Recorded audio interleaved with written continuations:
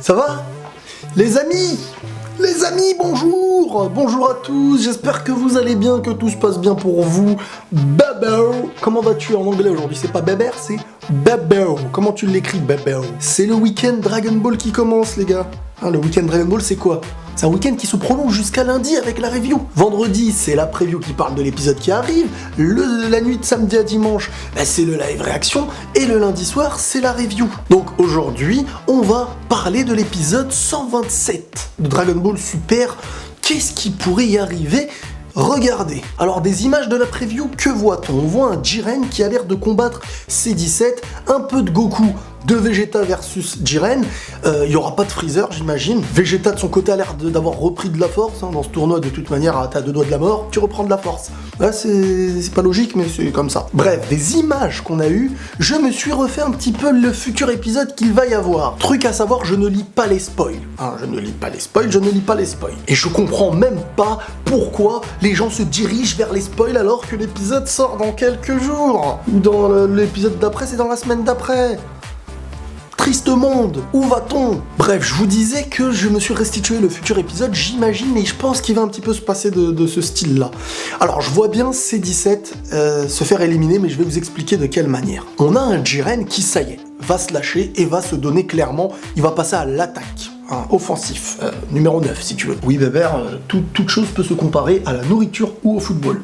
Oui, ça c'est une règle à savoir. C17 va servir, j'ai envie de dire, de bouclier, de protection et surtout de sacrifice face à un Goku et Vegeta qui vont, je pense à un moment donné, être en grosse difficulté. Donc il va falloir montrer 2 choses dans l'épisode par rapport à Jiren. Le fait qu'il éveille sa puissance et le fait qu'il est seul face à plein d'adversaires. Un côté positif et un côté négatif pour lui. Le côté positif, comme je vous ai dit qu'il éveille sa puissance, donc Jiren qui éveille sa puissance, il va falloir nous montrer un effet, un moment choquant, quelque chose qui prouve réellement sa puissance, son potentiel. Donc l'élimination pourrait coïncider avec cette preuve. De l'autre côté, le tout petit détail qui a l'air tout bête à nos yeux, mais qui peut être important pour montrer aussi le fait qu'ils se retrouvent un petit peu seuls face à plusieurs combattants, c'est la petite déchirure qu'il a sur le dos. Ça prouve que, bon, à gauche ou à droite, non, dans le dos, tu vois, c'est comme ça. Donc voilà comment globalement va se passer l'épisode, et regardez bien cette image-là. À un moment donné, on voit Goku, Vegeta au sol, et C17 qui va se sacrifier pour protéger Goku et Vegeta. On en arrive à là.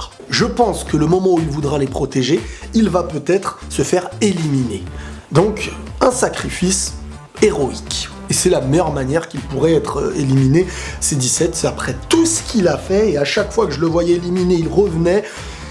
C'est la magie. C'est comme Cristiano dans le football, bébé. À chaque fois qu'on a pensé que c'était terminé, il revient en fin de saison. J'espère qu'il va revenir en fin de saison, là. Tout se compare au foot ou à la nourriture, oui. Rappelez-vous, dans la review d'avant, je vous avais dit que je pense que C17 et Vegeta, de l'image qu'on avait vue de la fin de l'épisode 126, qui représentait vraiment les deux qui vraiment ont donné et ont apporté quelque chose d'incroyable. Vegeta, ce qu'il a fait à Toppo en mode Akaishin, je sais pas si Goku, sans l'Ultra Instinct, il aurait pu le faire. Vegeta, il a évoqué ce symbole, cette idéologie de combattre l'autre idéologie de Toppo.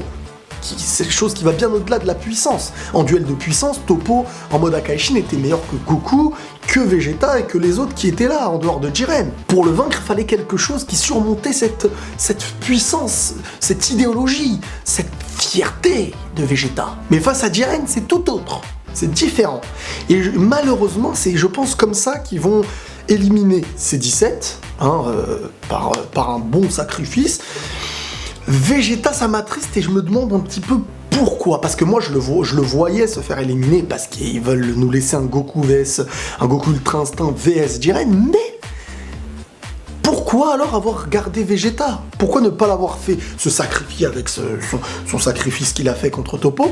Et voilà, un sacrifice, vu que si juste après on nous élimine Vegeta de manière un peu bébête, il faut une raison, il faut un apport, il faut une explication. C'est ça qui est très important. Quand on évoque l'élimination de quelqu'un, on se dit, il a fait ça pour telle ou telle raison. Gohan, il s'est sacrifié.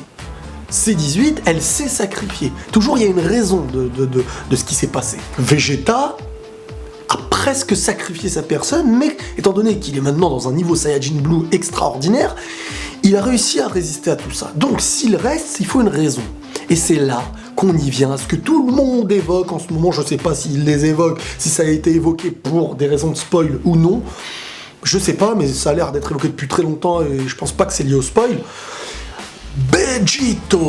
Végéto, la fusion Potara de Goku et de Goku. Enfin, Vegeta, vous m'avez compris. Alors moi à la base, j'ai été beaucoup contre cette fusion, pour plusieurs raisons. Alors, même si ça fait toujours plaisir de voir un Végéto, hein, on est tous des fanboys, s'il y a Végéto, c'est beau, c'est boche. Mais le problème, c'est que scénaristiquement, on apporte à Goku, celui qu'on veut faire le héros toujours à la fin, une maîtrise qui casse des bouches, hein. L'ultra instinct. C'est pas Bébert qui fait des pattes, hein. Tu l'as bien compris. Chut. Donc, cet ultra instinct, qui a été évoqué, n'était pas réellement encore bien beaucoup maîtrisé, surtout qu'on a aussi l'image qui nous a été teasée de Goku. On attend tous que son haut là il soit déchiré, hein, pas parce qu'on s'en fiche de son torse, mais tout simplement parce que c'est l'image qui nous a été teasée de Goku qui maîtrise, qui possède l'ultra instinct, et cette image a un sens. Ramener Végéto, ce serait rejeter ce qu'on a écrit pour Goku, cette évolution qui est l'ultra instinct, qui peut-être à l'avenir aura aussi son importance. C'est comme la première fois où Goku s'est transformé en Super Saiyan contre Freezer, il s'est transformé. Imaginez que cette transformation, en fin de compte, n'aurait servi à rien. Chaque chose qu'on apporte doit avoir une utilité, comme je vous ai dit. Autant le sacrifice, autant l'évolution du power-up de je sais pas quoi. Donc, ramener Végéto, c'est tout simplement dire à cette histoire à quoi aura servi l'Ultra Instinct. Pourquoi l'avoir ramené, hein, pour Keflan, là, c'est tout. N'oublions pas que l'Ultra Instinct, c'est quand même le premier tournant de ce tournoi avec l'épisode 109-110. Goku contre Jiren. Il lui a apporté des petites frayeurs, hein, parce qu'il l'a touché, à la fin il allait lui mettre un vrai coup avant que la transformation s'enlève, donc c'est ce qui peut rivaliser avec Jiren, sauf que Jiren maintenant est d'un autre niveau, il va falloir éveiller en soi la maîtrise d'un autre niveau.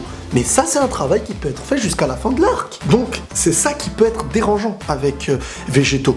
C'est pour ça en fait que beaucoup, je pense, sont aussi contre le fait de ramener Végéto, parce que c'est pour les deux raisons, et là j'évoquerai la deuxième maintenant, c'est tout simplement la première ce qu'on a dit, et la deuxième c'est que les Potara deviennent maintenant un outil... T'as pas de fourchette? Non, j'ai des Potara. Bon bah mange avec tes Potara, tu vois, c'est dans le même délire. Oui, tout se compare avec la nourriture, je vous ai dit. Ce qui est rare reste dans l'histoire et devient quelque chose d'impressionnant. Même si c'est lié à un film, et que c'est pas par rapport à la trame originale, mais on va parler de Gogeta. On l'a vu un tout petit peu. Et regardez comment les fans sont encore aujourd'hui à l'image de Gogeta. On pourrait salir à mes yeux le personnage si par exemple dans un autre film Dragon Ball on le ramène et qui se mange des petits coups, qu'il y ait des échanges, parce que on est habitué à voir le Gogeta supérieur. Ramener les Potara, qui déjà à mes yeux sont des objets extérieurs, mais ça on avait fait le débat, hein.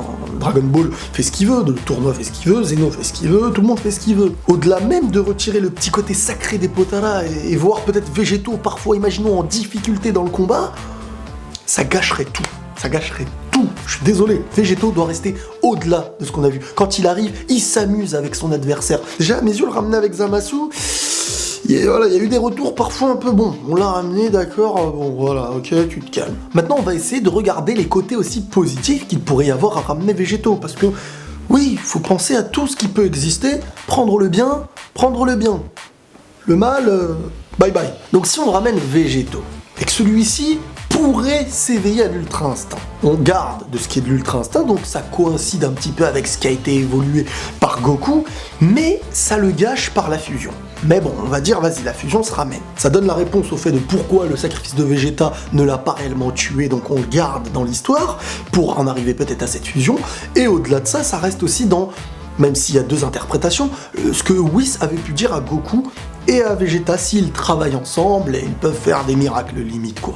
Traduction Riles. Même si à mes yeux cette phrase a quand même bien plus de sens en travail individuel qui ne fait qu'un pas par la fusion, parce que la fusion tout le monde peut le faire. Et ça donnerait raison à l'apport des Potara dans ce tournoi qui n'ont pas servi que à Keflan. Ça aurait terminé avec Végéto. Mais ça aurait été à mes yeux similaire à une écriture de fan de ramener Végéto, c'est-à-dire que on ramène ce qui existe. Ce tournoi-là, c'est comme si c'est un tournoi qui avait été écrit par les fans. Enfin, c'est un petit peu le cas avec Toyotaro, hein. Parce que Toyotaro, avant, il faisait partie aussi des dessins d'autres choses. Et il était beaucoup avec du Broly et tout ça, donc Broly, on pouvait pas le ramener. Kale, hein, on ramène de la fusion, hein. On aime bien la fusion, ouais, vous aimez bien, t'es sûr? Ouais, allez, on va ramener Keflan. Vous voulez du Akaishin? Non, parce qu'il nous en reste un peu. Allez, Topo, voilà. Même si, bon, sincèrement, Topo, j'aime bien la manière parce qu'il y a une histoire avec. Allez, on termine avec Végéto, parce que les fans, ils veulent Végéto. Donc on le ramène aussi? Oui, Bébert? Allez, tais-toi, toi, je t'ai dit. Qu'est-ce qu'il reste? Sans oublier tous les clins d'œil, hein, à Chiak, Jean-Jacques, etc. Donc ce tournoi est comme écrit par des fans, on dirait. Vraiment. Il n'y a pas une écriture nouvelle, sans réellement savoir à l'avance si ça va plaire. C'est ça qui peut toucher, parce que sans savoir si ça va plaire, quand ça plaît, c'est nouveau. Mais le fait de ne pas prendre de risques, c'est toujours piocher là où ça existait, faire des clins d'œil là où ça existait. Donc à un moment donné, tu ne prends plus le risque de créer une histoire, tu es tout simplement dans le fait de bercer un petit peu les fans qui ont aimé avant. Mais pourquoi ils ont aimé avant? Parce que c'était la nouveauté de la création.